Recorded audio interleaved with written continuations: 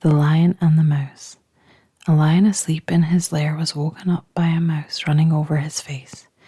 Losing his temper, he seized it with his paw and was about to kill it. The mouse, terrified, piteously entreated him to spare his life. "Please let me go," he cried, "and one day I will repay you for your kindness." The idea of so insignificant a creature ever being able to do anything for him amused the lion so much that he laughed aloud and good-humouredly let it go. But the mouse's chance came after all. One day the lion got entangled in a net which had been spread for game by some hunters, and the mouse heard and recognized his roars of anger and ran to the spot. Without more ado, it set to work to gnaw the ropes with its teeth, and succeeded before long in setting the lion free. "There," said the mouse, "you laughed at me when I promised I would repay you, but now you see, even a mouse can help a lion." The Hare and the Tortoise. A hare was one day making fun of a tortoise for being so slow upon his feet. "Wait a bit," said the tortoise. "I'll run a race with you, and I'll wager that I win." "Oh, well," replied the hare, who was much amused at the idea. "Let's try and see." And it was soon agreed that the fox should set a course for them and be the judge. When the time came, both started off together, but the hare was soon so far ahead that he thought he might as well have a rest. So down he lay and he fell fast asleep.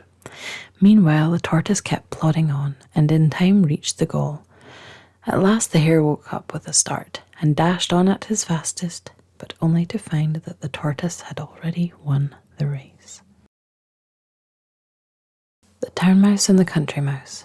A town mouse and a country mouse were acquaintances, and the country mouse one day invited his friend to come and see him at his home in the fields. The town mouse came, and they sat down to a dinner of barleycorns and roots, the latter of which had a distinctly earthy flavour. The fare was not much to the taste of the guest, and presently he broke out with, "My poor dear friend, you live here no better than the ants. Now you should just see how I fare.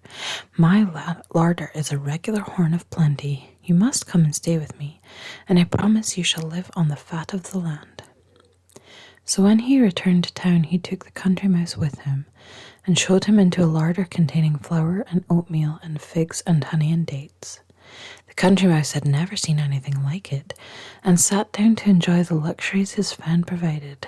But before they had well begun, the door of the larder opened and someone came in.